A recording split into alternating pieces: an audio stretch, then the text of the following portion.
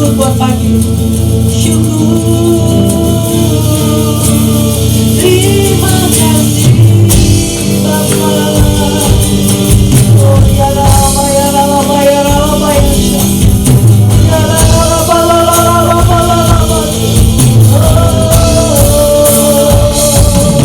Kami terus menguatkan iman percaya kami kepadamu ya Tuhan. Ya Rama ya Rama. Allah sumber kekuatan kami, Allah sumber pengharapan kami. Terima kasih Tuhan, terima kasih Bapa. Mari Bapa, kami perlu Kau terus berbicara buat setiap kami Tuhan, meneguhkan kami melalui setiap pesan demi pesan yang Kau berikan buat kami. Urapi kami semua pagi ini Tuhan, dan urapi juga hamba-Mu untuk menyampaikan apa yang menjadi isi hati Tuhan. Terpujilah nama-Mu ya Bapa, di dalam nama Yesus kami berdoa. Haleluya, amin. Shalom, selamat pagi. Ya, pesan Tuhan minggu ini sebenarnya Tuhan ingatkan kita bahwa betapa pentingnya kita orang percaya memiliki mata yang jeli ya, yang observant. Nah, jadi kita diajar untuk dalam segala aspek hidup kita, baik kehidupan sehari-hari maupun juga perkara-perkara rohani. Tuhan mau kita tidak cuma sekedar lihat sepintas lalu, sekedar tahu, sekedar lihat gitu. Tapi Tuhan mau kita mulai, kalau berbicara tentang observant eyes atau mata yang jeli, ini berbicara tentang sebuah ketelitian. Tuhan mau kita pay attention to a detail. Kepada setiap detail Tuhan mau, ayo perhatikan lebih lagi. Nah, dalam hidup sehari-hari pun juga gitu sebenarnya. Kalau kita nggak teliti, ya, kalau kita nggak terbiasa dengan teliti, maka waktu banyak hal bisa merugikan ya. Misalnya kita baca surat perjanjian atau akte atau apalah yang penting-penting, kalau kita nggak punya mata yang jeli, ada bagian-bagian yang sebenarnya penting dan akhirnya bisa terlewatkan dan akhirnya bisa merugikan gitu loh. Baca kontrak, kalau kita nggak hati-hati, nggak teliti, ya bisa jadi rugi. Nah, ini yang Tuhan ingatkan buat kita. Kita baca dulu dari ayatnya, Efesus 5 ayat yang ke-15. Karena itu perhatikanlah dengan saksama bagaimana kamu hidup, jangan seperti orang bebal, tetapi seperti orang arif, dan pergunakan waktu yang ada, karena hari-hari ini adalah jahat. Sampai 17 ya. Sebab janganlah kamu bodoh, tetapi usahakanlah supaya kamu mengerti kehendak Tuhan. Nah, jadi kalau kita cuma tahu sepintas lalu juga kita sulit untuk mengerti apa yang menjadi kehendak Tuhan ya. Nah, rata-rata memang kita terbiasa dengan jarang orang yang teliti ya, lebih banyak orang yang ya udahlah sepintas lalu, apalagi kalau ini berhubungan dengan sesuatu yang biasa.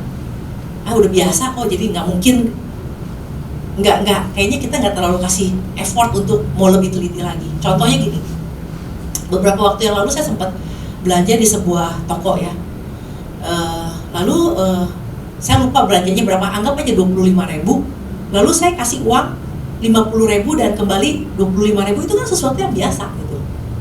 Dan saya pun tidak dirugikan. Nah, tapi waktu itu saya cuma melihat bahwa ini kayaknya sesuatu ada yang something's wrong gitu loh. Ada yang entah itu apanya lah, pokoknya saya melihat itu. Tapi ya udah, pulang diperiksa lagi bonnya, ternyata betul. Saya kasih 50 dibalikin 25, buat saya nggak rugi. Tapi yang dia tulis itu 100 dikurangi 25 berarti kan kembali 75. Nah, dia artinya kan 50-nya dia ada ambil buat diri dia, buka cash, itu kasirnya dibuka, berarti dia 25 kasih saya, 50 dia ambil. Nah, setelah itu akhirnya di situ kan saya lihat di bonnya, ternyata ada tuh nomor telepon, kalau ada apa-apa komplain SMS ke situ. Ya udah, saya SMS gitu loh. Saya kasih tahu gini. Nah, beberapa hari kemudian ada telepon, ada SMS lagi masuk, terima kasih untuk informasinya. Nah, mungkin buat kalau kita berpikir itu kan bukan urusan kita gitu, itu juga bukan tempat usaha kita gitu loh. Nah, tapi kemarin kayak di Komsel pun ada yang sempat nanya, kalau kita berdoa terus untuk supaya jangan korupsi, terjadi di negeri ini, kita nggak cukup hanya dengan berdoa, tetapi ada tindakan-tindakan kecil yang bisa kita lakukan, dan itu akhirnya walaupun kecil, tapi sebenarnya itu membantu gitu loh. Nah, jadi waktu kalau kita berdoa untuk korupsi tidak terjadi, tapi waktu kita tahu itu korupsi, masa kita diam aja gitu? Nah, termasuk ini juga, satu hari isi bensin ya di pom bensin. Nah, waktu itu udah dia nggak kasih bon, nggak kasih apa, lalu saya bilang minta bonnya dong gitu ya. Nah, terus dia asal ngambil aja gitu deh. Nah, memang jumlahnya sama, tapi tanggalnya beda. Nah, ini kan korupsi kan dimulai dari hal-hal yang kecil. Dia korupsi sama perusahaannya dia gitu loh. Nah, jadi kalau Tuhan ingin kita punya mata yang jeli, bukan semata-mata takut gua rugi, takut gua ditipu, tapi sebagai anak-anak Tuhan, kita udah nggak hanya sekadar berpikir bahwa jangan-jangan saya ditipu, saya ini, tapi mulai melihat sesuatu yang lebih besar. Nah, termasuk juga waktu kalau di komsel kami itu, saya selalu tekankan gitu, baca pertanyaannya lebih teliti. Kenapa? Kalau jawab di komsel kan Pak Ishak selalu bilang, kalau jawabannya cuma baca, percaya Tuhan, baca Alkitab, doa, itu udah jawaban paling aman, udah pasti benar punya. Semua pertanyaan bisa dijawab dengan itu gitu. Nah, tapi kan kita bukan cuma sekedar menjawab sebuah pertanyaan, kita mau membangun supaya kita menjadi orang-orang yang terus makin hari makin bertumbuh ke arah Tuhan. Nah, jadi betapa pentingnya memiliki mata yang lebih jeli. Berarti ini berurusan dengan ketepatan, berurusan dengan ketelitian. Nah, setiap pesan yang Tuhan kasih buat kita di tahun ini, pasti ini semuanya ada berurusan, berhubungan untuk mensupport apa yang menjadi visi Tuhan tahun ini, yaitu menjadi perabot yang mulia. Nah, selain itu juga sebenarnya kita dipanggil sama Tuhan, dipilih Tuhan, pada akhirnya sebenarnya adalah kita harus menjadi serupa dengan Kristus. Betul? Semua kita anak-anak Tuhan harus menjadi serupa dengan Kristus. Nah, kalau kita di dalam membaca Alkitab kita nggak teliti, kita nggak men-observe, kita nggak examine, kita nggak sungguh-sungguh membaca firman Tuhan, bisa-bisa kita miss sesuatu, kita kelewat sesuatu. Jadi untuk menjadi sempurna aja nggak bisa sempurna gitu loh. Jadi kalau yang namanya sebuah pabrik menghasilkan sebuah produk yang mahal, saya percaya itu kayaknya dia udah telitinya, lihat dari setiap sisi udah diteliti supaya apa, produk ini menjadi produk yang bagus, yang sempurna. Nah, makanya harganya mahal. Dites lagi, itu menjadi sebuah produk yang mahal. Nah, dan ketika Tuhan ingatkan kita, hendaklah kamu sempurna seperti Bapamu sempurna, ini Tuhan nggak lagi main-main loh. Nggak cuma sekedar ya udahlah segini juga rasanya udah sempurna. Enggak loh. Artinya kita mesti punya sebuah kesungguhan lebih lagi untuk lebih lagi meneliti lagi kebenaran firman Tuhan, supaya jangan ada bagian-bagian yang miss. Jadi kalau kita nggak teliti, akhirnya kita kurang taat, akhirnya kita kurang beriman, akhirnya kita masuk orang yang banyak kurangnya karena kita miss.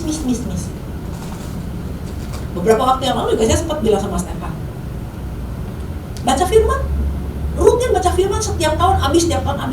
Kalau nggak teliti, jadi udah baca satu Alkitab, tahun depan kita baca gitu lagi, tahun depannya kita baca, kita nggak akan tumbuh. Pertumbuhan kita akan dilihat dari seberapa kita akhirnya pengen lebih tahu lagi maksudnya apa nih. Nah, makanya saya bilang sama anak saya, coba mulai teliti lagi, baca dari terjemahan yang berbeda, pengen tahu kalau ada sesuatu yang apa sih nggak ngerti nih maksudnya, jangan ayo udah nanti aja. Mulai cari tahu lebih lagi gitu loh. Mulai mata kita biasakan untuk ini nggak ngerti nih maksudnya apa ya, cari tahu gitu loh. Nah, itu yang membuat sebuah pertumbuhan. Kan kita kan inginnya bertumbuh terus ke arah Tuhan. Jadi ini bertumbuh terus ke arah Tuhan bukan cuma sekedar sebuah doa yang kita naikkan, tapi kita nggak ada usaha apa-apa. Nah, ini yang Tuhan. Jadi dari sini kita diingatkan bahwa menjadi sempurna, menjadi terus bertumbuh ke arah Tuhan, atau bahkan kita sering dengar di dalam doa, supaya kami melakukan tepat seperti yang Engkau mau. bagaimana bisa tepat kalau kita nggak observe, kalau kita nggak jeli, nggak teliti dengan apa yang Tuhan perintahkan?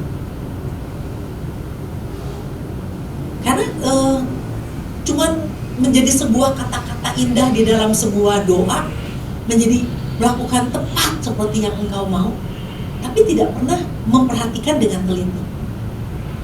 Nah, jadi untuk bisa punya mata yang jeli itu, pertama-tama mau punya mata yang jeli dan mulai berlatih menjadi sebuah kebiasaan. Nah, kalau udah jadi biasa melihat sesuatu yang ini, kita jadi langsung tahu gitu. Nah, jadi mata yang jeli itu adalah Tuhan inginkan supaya kita memiliki mata yang jeli untuk apa? Supaya kita menjadi sempurna seperti Kristus. Nah, artinya mulai kita lebih teliti lagi di dalam membaca firman Tuhan, menyelidiki firman Tuhan, seperti jemaat Berea yang kita tahu lah. Jemaat Berea ini adalah jemaat yang dikatakan lebih baik katanya. Orang Yahudi yang di Berea ini lebih baik dari yang lain karena apa? Mereka suka meneliti firman Tuhan. Nah, dikatakan lebih baik itu sebenarnya lebih apa? Lebih mulia. Nah, sedangkan kita diingatkan untuk menjadi perabot yang mulia, untuk maksud yang mulia. Nah, jadi orang-orang yang meneliti itu akhirnya sedang membuat dirinya menjadi perabot yang mulia. Mulai tahu lebih banyak. Dia mulai menginvestigasi, mengeksaminasi firman Tuhan. Nah, kalau kita lihat di dalam 2 Korintus 10 ayat yang ke-6. Dan kami siap sedia juga untuk menghukum setiap kedurhakaan bila ketaatan kamu telah menjadi sempurna. Jadi ketaatan pun juga perlu jadi sempurna. Nah, bagaimana kita mau taat sempurna kalau kita nggak pernah tahu detail firman Tuhan? Cuman baca sepintas lalu, setiap tahun bacanya sama terus, nggak ada penambahan apa-apa. Nah, sedangkan ketaatan aja perlu sempurna. Di dalam Efesus 4 ayat yang ke-13. Jadi sempurna itu artinya penuh, komplit. Ya, Tuhan mau kita sekomplit-komplitnya, sesempurna, paling sempurna. Karena Tuhan hendaklah kamu sempurna. Memang sempurna itu milik Allah, tapi Tuhan kasih perintah loh, hendaklah kamu sempurna. Nah, di dalam Efesus 4 ayat yang ke-13, sampai kita semua telah mencapai kesatuan iman dan pengetahuan yang benar tentang anak Allah, kedewasaan penuh dan tingkat pertumbuhan yang sesuai dengan kepenuhan Kristus. Nah, jadi pertumbuhan itu harus sampai penuh. Caranya gimana? Ternyata harus iman dan pengetahuan yang benar tentang anak Allah itu harus menjadi satu. Jadi untuk bagaimana kita iman itu bertumbuh sesuai dengan pengetahuan kita akan anak Allah. Nah, ini yang seringkali salah. Orang iman kepada barang. Iman itu kepada Tuhan, bukan kepada sesuatu. Nah, pengenalan kita akan Tuhan menentukan seberapa iman kita. Jadi iman dan pengetahuan. Jadi pengetahuan itu dapat dari mana? Dari kita belajar. Lebih lagi memperhatikan hal-hal yang detail, yang lebih teliti lagi akan firman Tuhan. Nah, kalau semakin kita teliti, kita menemukan sesuatu yang wow, iman kita loncat, bertumbuh iman kita. Nah, ini yang Tuhan ingatkan buat kita semua, bahwa inilah pentingnya kalau Tuhan kasih firman, pesan bukan sesuatu yang bukan sesuatu yang kayaknya ya udah biasa aja, yang penting satu minggu ini lewat gitu dan kita oh ya saya jadi tahu. Bukan, tapi Tuhan mau coba direnungkan lagi, apa segala sesuatu yang Tuhan pesankan itu untuk kita. Kalau kita jeli, kita bisa membedakan mana yang benar, mana yang mirip hampir benar. Nah, apalagi kan dikatakan bahwa hari-hari ini adalah hari yang jahat. Nah, hari yang jahat bukan cuma sekedar banyak penipuan, banyak teroris, tapi banyak juga pengajaran yang sesat. Kadang-kadang gini loh, beberapa waktu yang lalu sempat satu orang yang udah biasa khotbah aja, kita dengar firman, kita dengerin, kalau kita cuma sepintas lalu, dia bilang gini, Seeking itu dia rubah jadi seeing. Ini orang udah mulai miring. Dia bisa rubah dengan mudahnya dan orang nggak notice. Terus waktu saya perhatiin, ini seeking, kita tuh kerajaan Allah tuh bukannya seeking tapi seeing, cukup dengan melihat, nggak usah dikejar. Jadi dia nggak bilang tentang mengejar kerajaan Allah, tapi cukup dilihat. Ini kan beda jauh. Nah ini yang hari-hari yang jahat ini bukan cuma sekedar masalah keamanan, tapi persoalan yang terjadi adalah Tuhan udah ingatkan akan ada pengajar sesat, akan ada nabi-nabi palsu. Jadi kalau kita sudah terlatih dengan mata yang jeli, kita bisa membedakan. Tapi kalau Paulus tuh bilang gini, kalau lari itu tahu tujuan. Kalau jadi petinju itu jangan sembarangan tinju, tapi tinju itu harus pas kena tempatnya gitu, tujuannya. Nah, lalu di 1 Korintus 9 ini dia bilang gitu, supaya setelah dia memberitakan firman jangan sendiri dia didiskualifikasi. Nah jadi dia termasuk adalah orang yang gak sembarangan. Dia sudah menetapkan dirinya untuk tidak menjadi orang yang sekedarnya, tapi mau jadi ahli. Kalau ninju, ahli. Kalau lari, ahli. Supaya kalau dia memberitakan Injil, ahli. Supaya dia tidak didiskualifikasi. Nah, perjalanan kita menjadi orang percaya sampai akhir juga masih panjang. Jangan kita pikir bahwa kalau soal mengasihi, cek, aman. Kalau soal memberi, cek, aman. Coba teliti lagi. Jangan kita masih banyak hal yang masih perlu dibenahi. Nah jadi dengan kita mulai membaca firman Tuhan, kita bukan cuma sekedar membenahi rohani kita, tapi kita juga perlu membenahi cara kita hidup. Waktu-waktu yang kita pakai apa aja, apa yang dalam menjalani hidup kita, apa yang kita lakukan, apa yang kita makan, apa asupan, apa yang itu juga penting gitu loh. Nah jadi jangan punya mata yang teliti itu cuma sekedar untuk melihat kesalahan orang dan jadi juliter. Kemarin kita diingatkan tentang kemarin misalnya diremehkan. Nah, orang-orang yang diremehkan dan tidak mau membangun dirinya, tidak mau lebih sungguh-sungguh memperhatikan firman Tuhan, dia akan menjadi orang-orang yang selalu julid melihat kesalahan orang lain, kelemahan orang lain. Nah kita nggak mau yang seperti itu. Nah tadi yang pertama, mata yang jeli Tuhan kasih untuk supaya kita bisa menyelidiki firman Tuhan dan supaya kita terus bertumbuh ke arah Tuhan menjadi sempurna.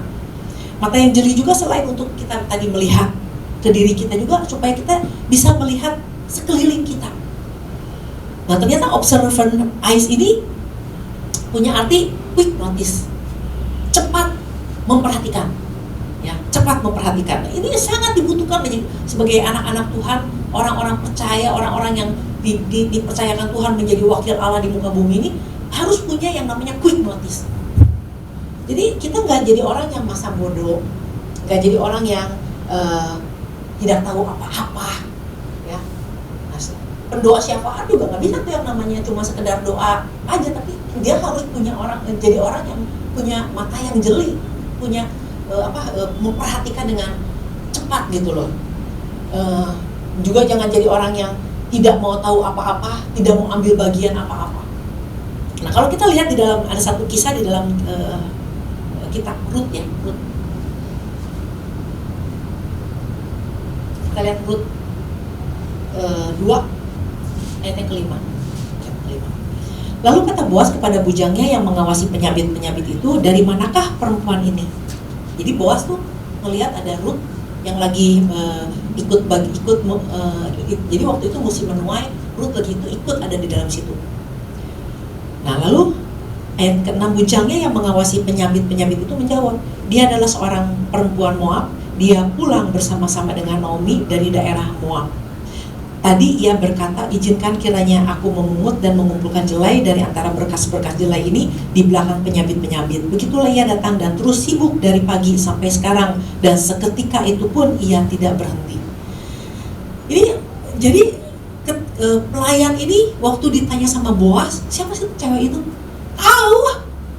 Dari tadi juga saya sibuk nggak perhatian. Enggak loh, ini satu hal yang dia punya tingkat kepedulian, punya apa ya? Ya itu yang tadi saya bilang quick notice gitu. Jadi bukan cuma sekedar ya kok ada perempuan ikutan gitu. Enggak, tapi dia bilang itu adalah seorang perempuan Moab. Dia pulang bersama-sama dengan Naomi dari daerah Moab, dan dia terus bisa kasih penjelasan sama Boas.